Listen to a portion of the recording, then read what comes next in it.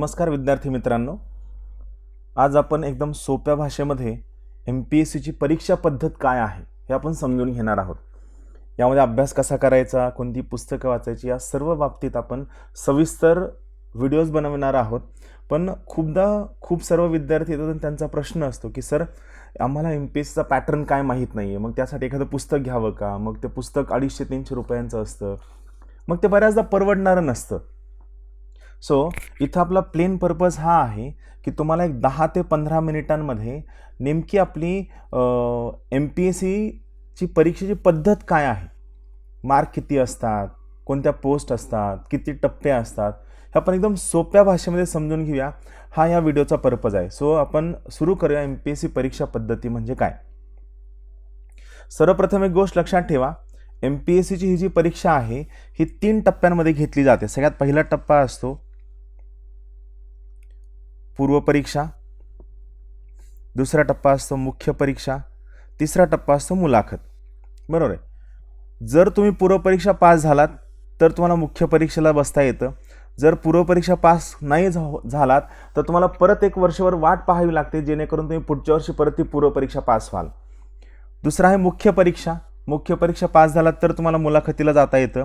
जर मुलाखत क्लिअर झाला तर तुम्हाला पद मिळतं. हे उपजिल्हाधिकारी हे मी एक सिंबॉलिक पद लिहिलेलं आहे जे तुम्हाला मिळतं जर तुम्ही मुलाखत पास झालात तर.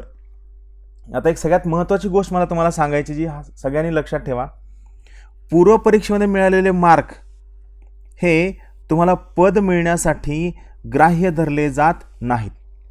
जेव्हा तुम्हाला एखादं पद मिळणार असतं तेव्हा ते पद मिळताना मुख्य परीक्षेमधले मिळणारे मार्क आणि मुलाखतीत मिळणारे मार्क या दोन्हीची जी टोटल असते, या दोन्हीच्या टोटलवर तुमची रँक ठरते आणि रँकनुसार मग तुम्हाला कोणतं पद मिळेल हे ठरतं. एक लक्षात ठेवा, खूप सगळ्या लोकांना हा गैरसमज आहे. काही लोकांना वाटतं की डेप्युटी कलेक्टरसाठी सेपरेट परीक्षा असते, DYSPसाठी सेपरेट परीक्षा असते आणि तहसीलदारसाठी वेगळी परीक्षा असते. मित्रांनो, हा गैरसमज काढून टाका. राज्यसेवा ही एक परीक्षा आहे ज्यामार्फत जवळपास 12 ते 13 गॅझेटेड म्हणजे राजपत्रित अधिकाऱ्यांची पदं भरली जातात. 12 ते 13, कधी कधी हे जास्तही असू शकतात, असा फिक्स आकडा नाही आहे. पण लक्षात ठेवा, राज्यसेवा ही एक परीक्षा आहे ज्यामार्फत 12 ते 13 पदं भरली जातात. आता यामध्ये तुम्हाला कोणतं पद मिळणार हे तुमच्या रँकनुसार आणि तुम्ही दिलेल्या प्रिफरन्सनुसार ठरतं. जर तुमची रँक खूप चांगली असेल आणि तुम्ही उपजिल्हाधिकाऱ्याचा प्रिफरन्स दिला असेल तर तुम्हाला उपजिल्हाधिकारी पद मिळतं, किंवा जर तुमची रँक चांगली नसेल तर तुम्हाला त्याचं खालचं पद मिळतं, त्यानंतरचं पद मिळतं व सोबतच तुम्हाला त्या ठिकाणी परत एकदा इम्प्रूव्हमेंट करण्यासाठी पुन्हा एकदा परीक्षा देण्याचा चान्स असतो. फक्त इथं लक्षात ठेवा, राज्यसेवा परीक्षाचे 3 टप्पे असतात. पहिला टप्पा आहे पूर्व परीक्षा, दुसरा आहे मुख्य परीक्षा, तिसरा आहे मुलाखत. हे 3 टप्पे पास झाल्यानंतर तुम्हाला पद मिळतं.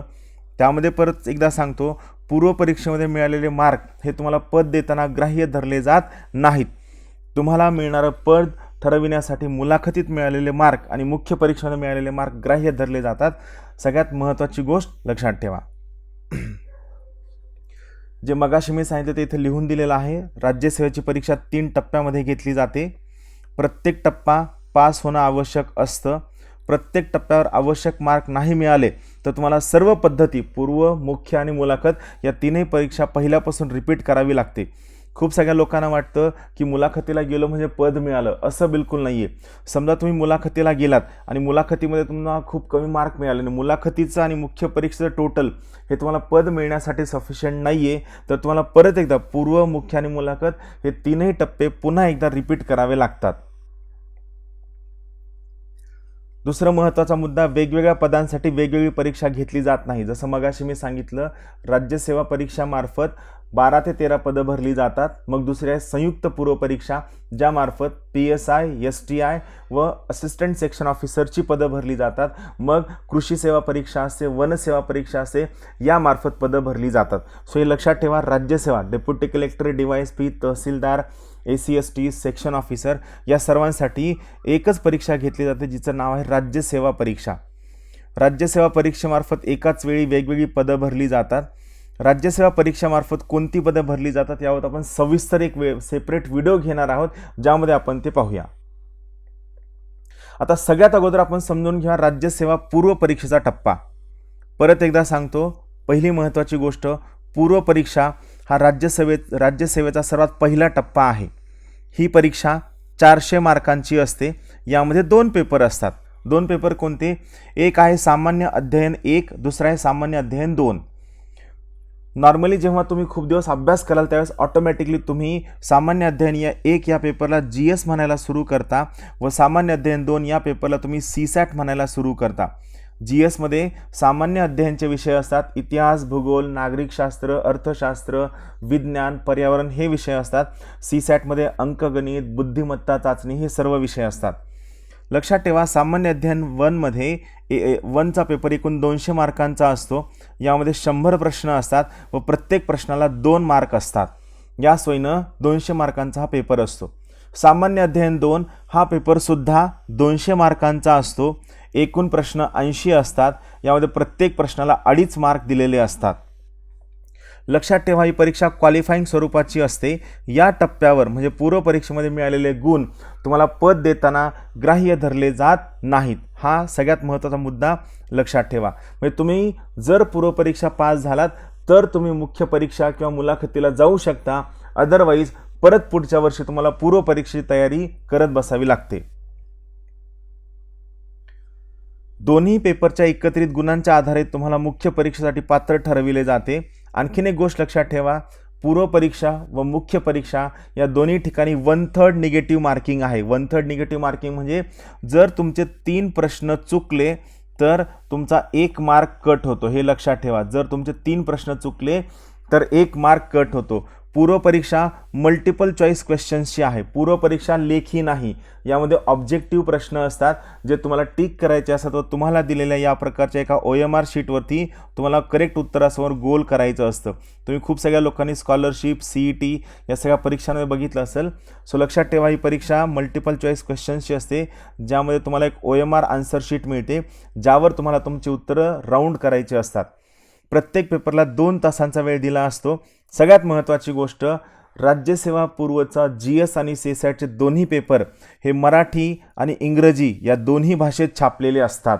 महत्त्वाची गोष्ट लक्षात ठेवा, खूप सर्व इंग्लिश मीडियमच्या विद्यार्थ्यांना मराठी आकलन अवघड जातं. सो त्यांच्यासाठी ही महत्त्वाची गोष्ट आहे.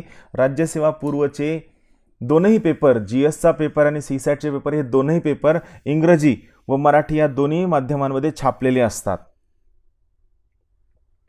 हा पूर्व परीक्षेचा अभ्यासक्रम आहे. मी या अभ्यासक्रमाची लिंक डिस्क्रिप्शन बॉक्समध्ये देणार आहे. अभ्यासक्रम त्या ठिकाणावरून तुम्ही PDF स्वरूपात डाउनलोड करून घेऊ शकता किंवा आयोगाच्या वेबसाईटवर तुम्ही जाऊन डाउनलोड करून घेऊ शकता. इथं फक्त तुम्हाला एक आयडिया द्यायची म्हणून हे सर्व लिहून ठेवलेलं आहे. पूर्व परीक्षेचा जो अभ्यासक्रम आहे त्यामधला GS 1चा हा पेपर आहे. पेपर 1 ज्याला आपण GSचा पेपर असं म्हणतो.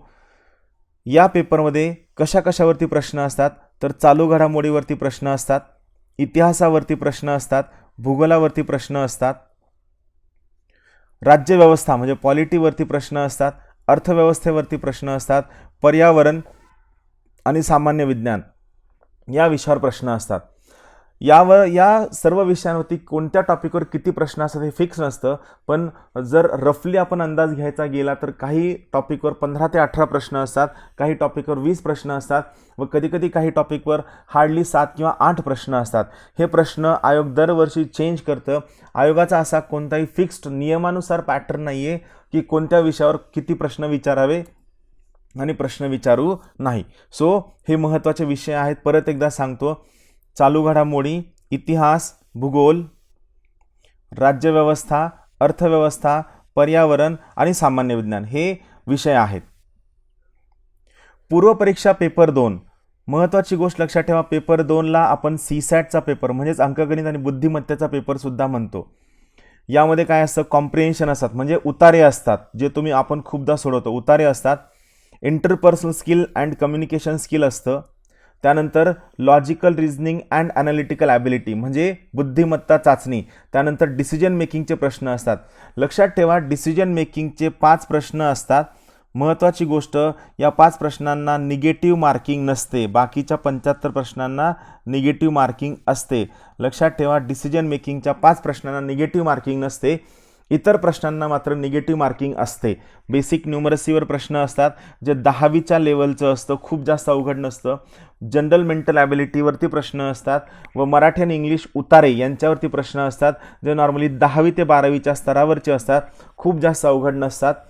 सीसॅटचा पेपर जर क्रॅक करायचा असेल तर तुमची वाचन क्षमता चांगली असायला हवी, आकलन क्षमता चांगली असायला हवी व तुम्ही रेग्युलरली वाचन खूप चांगल्या पद्धतीनं करणं अपेक्षित आहे. हा पॅटर्न आहे, हा या ठिकाणी मी समजून सांगितलेला आहे. पेपर 1 ज्याला आपण GS म्हणतो, 100 प्रश्न असतात, 200 मार्क असतात, डिफिकल्टी लेवल डिग्रीची असते. हा पेपर मराठी व इंग्लिश या दोन्ही भाषेमध्ये प्रिंट केलेला असतो. वेळ 2 तासांचा असतो आणि प्रश्नांचे स्वरूप हे ऑब्जेक्टिव्ह का MCQ असते. MCQ म्हणजे मल्टिपल चॉईस क्वेश्चन. पेपर 2 मध्ये 80 प्रश्न असतात आणि 200 मार्क असतात, म्हणजे प्रत्येक प्रश्नाला वेटेज असतं 2.5 मार्कांचं. डिग्री आणि स्कूल लेवलचं असं थोडी डिफिकल्टी लेवल जास्त असते.